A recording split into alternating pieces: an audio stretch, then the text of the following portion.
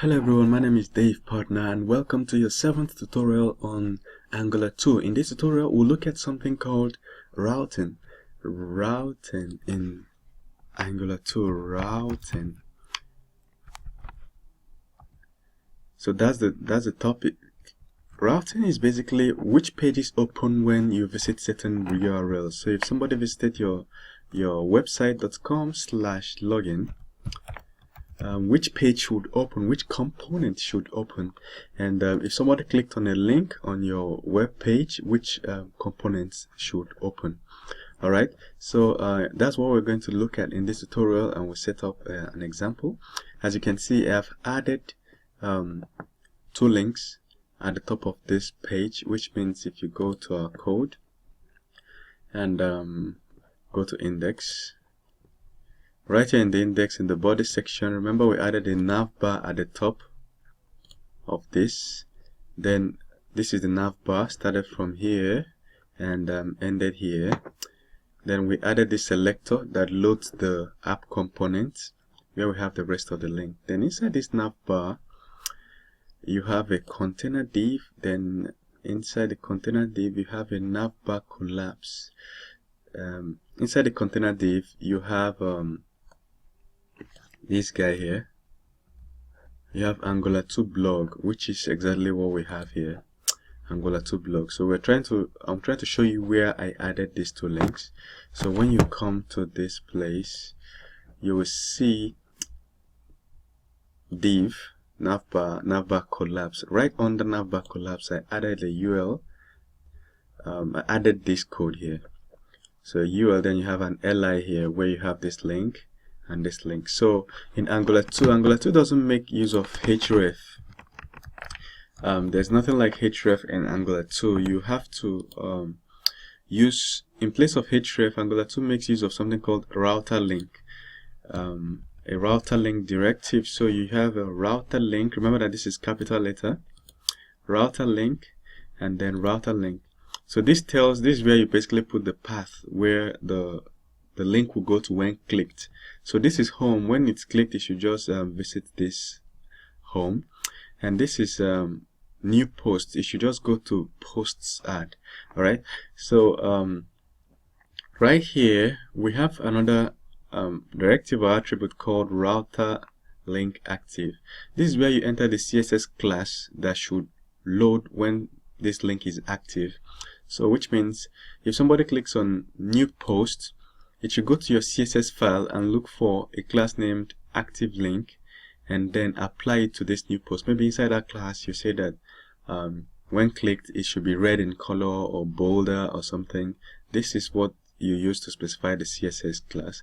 And of course you can add multiple CSS classes. Just like this, you can add multiple CSS classes. Alright, so this is the link somebody will click, but then this router link does not work on index.html. So which means we have to take our navigation bar into the app root, which was even a better way to do it. We're not supposed to have much code on our index.html. It should stay lean. So if we go to our app component, which is being loaded here, and we can actually add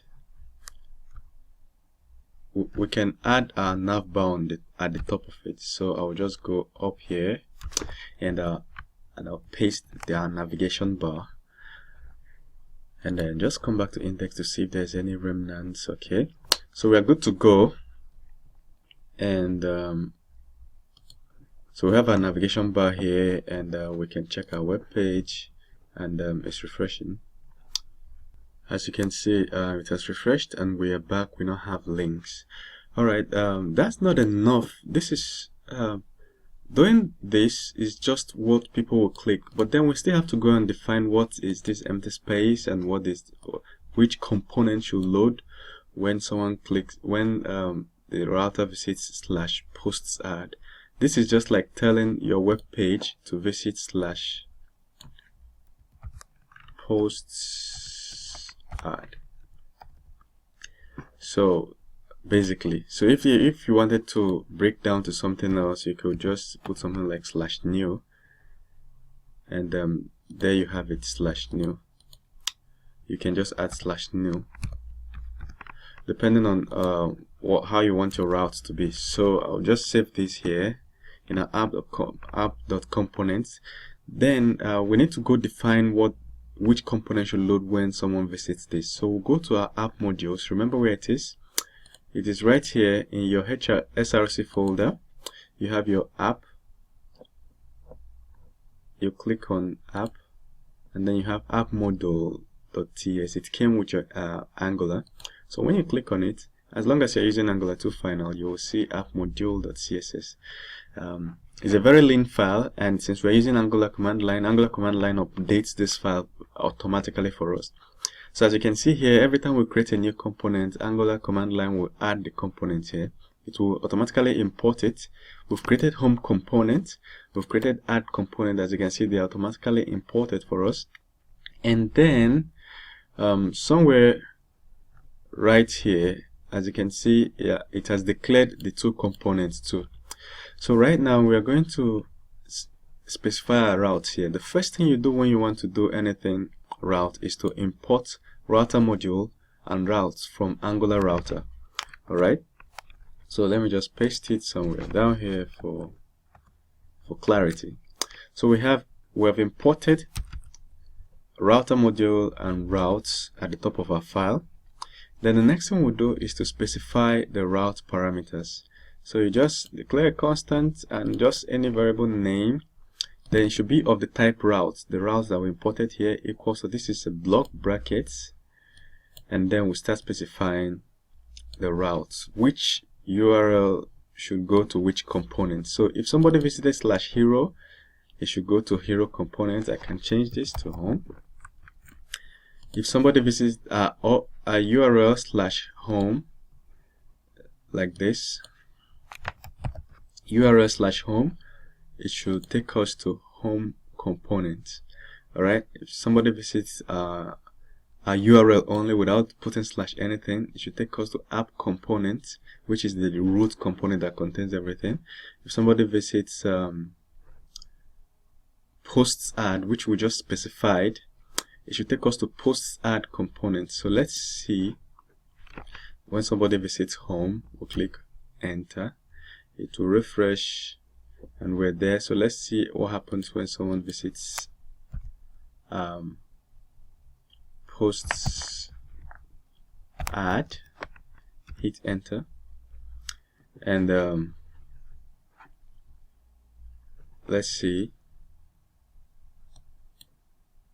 it isn't loading for a single reason. Let me show you just one simple reason. We have, if I click on inspect element and click on console, you will see an error telling us something interesting. It's saying 100 promise reject, cannot find primary outlet to load post add component. So I will show you in a little while. Let's close this. So we get back to we were in app models.ts. So right here, this is where you specify the parameters, okay, and you separate them by comma. So the more pages you create, the more components you create, you will just have to come here and add a new line and be sure to specify to separate them with a comma. All right. Then once you've done this, you come here and import this, whatever variable you used here, app routes, that's what I used. You just come into the import section of this ng module and say router. Router is the module we imported here, router dot for route app routes. So this is just the array of components and their paths. All right, so which we just did here. Okay, so once you've done this, your site is ready to route, except for one more thing. Let me show you something. Remember that everything in Angular 2 is a component. So this is our web page. Let's assume that this is our whole web page where you have the navigation bar, and yes, we had the navigation bar, let's just say of red color, at the top of the page. Then probably then we now have the content section. So when you load the app component, what you see is that this navigation bar is already loaded because we specified it. And then the problem is that we have to load new components. For us to load a new page, when somebody visits /newpage.com, this app component will load, but then the new page will now load inside this box. Alright, we'll visit /about page, app component will load, then we have the about contents of the about page load inside this box. So when we get to our app component, we need to indicate where the contents of the new component will load. Alright, so if we get back to our web page, that's what it's telling us here in the error. It's telling us that it can find a place primary outlet to load, cannot find primary outlet to load. Okay, so it's telling us it can't find a place to load the new component that is coming in. So let's indicate it, just a little selector there, and we'll head over to our app component .html, since it's the main root component that is loading everything. We'll scroll down where it's loading everything. This is where it's trying to use to load everything. We have to change this to the router outlet. Alright, so there we have it. So this guy is going, we're supposed to have router /outlet, and same thing at the end here, we have router outlet. Alright, so what this basically does is, when this page, remember when index.html, when your app opens, index.html is loaded, then it loads app root. This is the selector for your app component, which is your root component. So which means it loads the content of this page. When it loads the content of this page, which has a navigation bar and a jumbotron at the top, which is it's loading, then it has to load the content of the new page. So when you visit /about, this is where it loads the content of the about page. So that's it, and your app should be functioning perfectly well here. Alright, so if we visit /posts add, and it's reloading, and we have post add works. So let's go see right inside post add, and let us look at the HTML post add component.html. As you can see, the only thing here is post add works. So right here it's post add works. So it loads the content of the app component, then it loads the content of the new component. Alright, so let's go over it just one more time in case so that you just get it correctly. The first thing we need to do is was to add a link to our new page. This is post add. So if I want to go back here, I'll click on this and this. So we simply added a link, which means we went to our app component and imported the nav bar and added it. And I told you that this router link doesn't work on index. It doesn't work here because this is not under the router module. So we removed it and imported it into your app component. And we don't use href, we use router link. Alright, then we added just 2 links, and then the next thing we did was to go to app module to specify the routes. First of all, we imported the router module, and then secondly we specified the paths and where they lead to. Then lastly we imported it into import section of the ng module, and finally we went to app components and used this selector router outlet to determine where the contents of any new page should be loaded. Alright, so it's that simple and quite easy. Other questions people could be asking is what if I wanted to pass parameters into the URL that is being loaded? What if I had extra parameters? So I'll copy and paste instead of just typing it manually, and show you how you can add parameters. So to do that, you just have to add an extra data property here. So I'll just paste one here, I've just pasted it. Remember, I separated by comma, and I have this and this. So basically this guy is the same thing as this guy. It's just that I put it in different lines. So we have the path just like we have here. So we're saying when someone visits user/Dave, all right? When someone visits user/Dave, it should load the Dave component, assuming we've created it.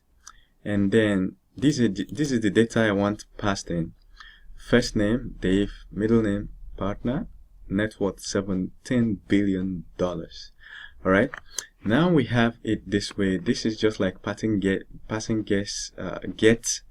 request to the URL, get parameters to the URL. All right. And what if you wanted to have an optional ID? For instance, when we have a post view, we can have posts view.